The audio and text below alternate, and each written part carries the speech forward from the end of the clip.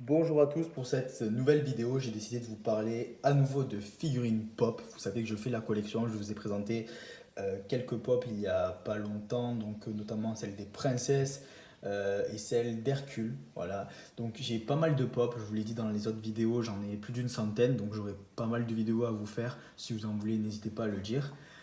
Cette fois-ci, je vais vous présenter deux exclusivités qui viennent de deux conventions aux États-Unis. Vous avez à gauche la maison de là-haut, qui est une magnifique pop, on l'ouvrira à la fin celle-ci, avec Kevin, qui vient de la New York Comic Con 2019. Et sur la droite, vous avez le Diopac de Taram et le chaudron magique. Donc c'est un film qui a assez sous-coté quand même, c'est vrai, qui n'a pas été une franche réussite lors de sa sortie au cinéma. Mais c'est vraiment une exclusivité de la San Diego Comic Con 2019. Voilà. Donc, si on les achetait sur place, on avait le petit stickers avec San Diego Comic Con ou New York Comic Con. Moi, je les ai eus via des particuliers ou via des sites internet qui nous les envoyaient depuis les États-Unis. Et donc, j'ai le sticker, ce Fall Convention pardon, ou alors Summer Convention de 2019. Voilà. Donc, c'est parti, je vais commencer par le Diopac de Taram et le chaudron magique. Donc vous voyez de plus près le petit sticker dont je vous parlais juste ici. Et ça fait plaisir de voir des personnages de ce dessin animé, puisque bon, c'est pas mon dessin animé Disney préféré. C'est vrai que l'univers, l'atmosphère est un peu particulière. C'est vrai que c'est un Disney qui est peu conventionnel. Mais il n'y a pas beaucoup de produits dérivés de ce dessin animé. Et c'est pourtant le 30e dans la classification française des grands classiques Disney. Voilà, tous les DVD ont un numéro. Le numéro 1, c'est Blanche-Neige, après Pinocchio, Fantasia, Dumbo, Bambi. Taram le chaudron magique, c'est le numéro 30. C'est un des premiers Disney, enfin pas vraiment un des premiers, mais voilà, il est sorti dans une période assez difficile pour les studios Disney. Voilà. Et puis après, il a précédé le second âge d'or de Disney. Voilà. Le dos du coffret, donc The Black Cauldron, du coup Taram et le chaudron magique. Voilà la traduction en français. Taram ici et le Seigneur des Ténèbres, donc de All Night King. Voilà, apprécie mon anglais. Donc voilà un super coffret. Donc c'est parti, nous allons le déboxer. Donc comme d'habitude, moi je déboxe par le bas. Et j'essaye surtout de faire hyper attention parce que ce coffret, comme il est en édition limitée, il risque de valoir assez cher dans peu de temps.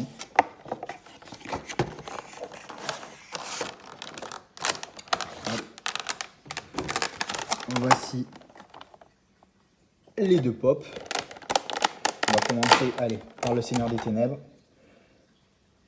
Une magnifique pop. Franchement, les détails.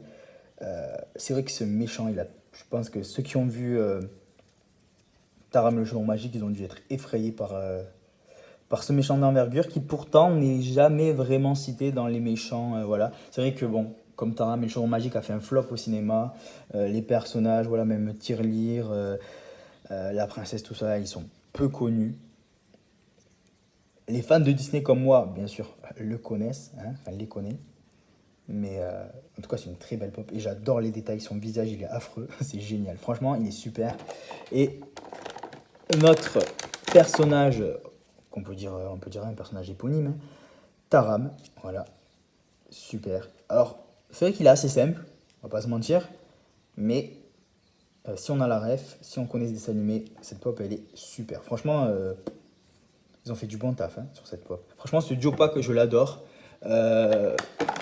Ce Diopac, j'ai du mal à l'exposer parce que je sais pas pourquoi. Pourtant, moi, je les laisse. Enfin, ça dépend. Il y a des fois, je les laisse en boîte ou pas, hein, mes pop. Mais la plupart, elles sont exposées soit dans des vitrines, soit sur une étagère. Je vous avouerai que ce Diopac, j'ai tendance à le laisser dans sa boîte. Et ben, je galère. Hein, voilà. Parce que, je sais pas, je le trouve vraiment joli comme ça. Je sais pas. Ouais. On va passer de suite maintenant. Voilà, peu de mots. Donc, cette magnifique pop de là-haut. Vous avez le reflet là, c'est super. La maison avec Kevin. Franchement, cette pop, C'est une tuerie. Euh, Ne la cherchez pas sur le site Pop Culture parce que à l'heure où je tourne cette vidéo, elle n'est plus trouvable, franchement. Euh, Celle-ci, je suis tellement content de l'avoir, je vous jure. C'est un truc de ouf. Moi, celle-ci, je l'ai eu avec un particulier. J'ai eu vraiment beaucoup de chance. Alors, je l'ai payé plus d'une centaine d'euros, je vais pas vous mentir.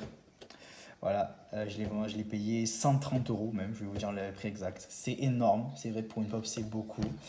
Euh, mais j'ai déjà dépensé 120 euros pour une pop, une simple pop. Vous savez, les pop, hop, j'ai celle-ci sous la main, voilà, une pop normale par exemple. La plus chère que j'ai payée dans mes pop normales, classiques, la plus chère, elle était à 120 euros. Je vous la présenterai dans une autre vidéo si vous voulez. Mais en tout cas, voilà, c'est. Là, pour le coup, on a une magnifique maison et la pop de Kevin, 130 euros. Bon, c'est une somme, mais je pouvais pas passer à côté. Franchement, je pouvais pas passer à côté. Hop, vous avez ici le stickers, comme je vous ai dit, de la New York Comic Con. Enfin, là, c'est plutôt la Fall Convention 2019. Et donc, c'est une édition limitée. Donc, ben, c'est parti. On va la déboxer. C'est vraiment une grosse, grosse, grosse pop.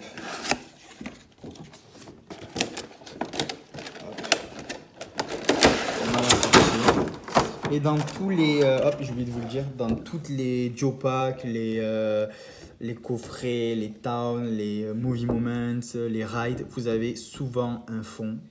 Et là, vous voyez, c'est hop, là, ici au fond, les chutes du paradis. Vraiment un joli fond. Voilà. Vous pouvez le mettre si vous voulez les exposer. Si vous voulez les exposer, voilà. Donc, regardez-moi ça. Je vais la déboxer. C'est parti. Ça va faire du bruit, excusez-moi, parce que ça fait pas mal de bruit. Je vous avoue qu'au niveau montage vidéo, moi, c'est zéro. Il faut vraiment que j'apprenne à le faire. Comme ça, je vous éviterai d'entendre tous ces bruits extérieurs. Hop. Voilà. Là, hop, regardez-moi ça. C'est carrément la maison, mais vous vous rendez compte. Franchement, ils sont Funko, je les adore. Honnêtement. Alors là-haut, c'est vraiment un super dessin animé. Disney Pixar pour le coup. C'est un super dessin animé, je l'adore vraiment. C'est pas mon Disney préféré non plus, hein, je vais pas vous mentir. Mais je dois reconnaître que c'est une tuerie. J'adore les détails, les fenêtres, la toiture là. Regardez-moi ça. Je sais pas ce que c'est, des antennes ça, non? Ouais, je crois. C'est super. Ou je sais même pas ce que c'est en fait. Il y en a là aussi. Franchement, j'adore. Là, ça, c'est une pépite. J'ai oublié le nom là. Je sais plus comment ça s'appelle ça déjà. C'est pour savoir dans quelle direction va le vent, mais j'ai oublié le nom. Ah, j'ai oublié. Et les ballons. Mais regardez-moi ça, les ballons. Enfin, je vous montre en détail. Hein. Regardez-moi ça. C'est une tuerie. Franchement, cette pop. En fait, je dis une pop, mais parce que c'est une pop. Mais franchement, j'ai du mal à. Franchement. Et en là-haut, honnêtement, j'en ai pas encore. J'ai ni Carl, ni Russell, ni Doug. Parce que Doug, il existe un Doug floqué, un Doug normal, un Doug avec la collerette de la honte. Et après, Carl et Russell. Donc Carl, il est assez facile à trouver et assez abordable. Par contre, Russell, ça commence à coûter quand même. Donc voilà, je vais essayer de compléter le set de là-haut. Mais cette pop, je la trouve géniale.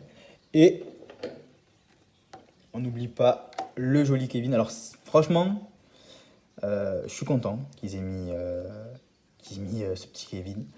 Ils auraient mis juste la pop, enfin la maison, je l'aurais aussi acheté, hein, mais franchement, avec Kevin, regardez-moi ça, les détails. J'adore. Franchement, les couleurs sont trop belles. En plus, c'est quand même un personnage assez phare, même s'il est secondaire, il est quand même assez phare. Et je suis content qu'il l'ait fait, j'aurais jamais pensé qu'il fasse Kevin en pop. Franchement, super. Donc, voilà pour cette ouverture de figurines pop. Donc, c'est vraiment des exclusivités propres aux conventions de New York et de la San Diego, enfin de la San Diego Comic Con, pardon. Donc voilà, je vous remercie d'avoir regardé cette vidéo et je vous dis à bientôt.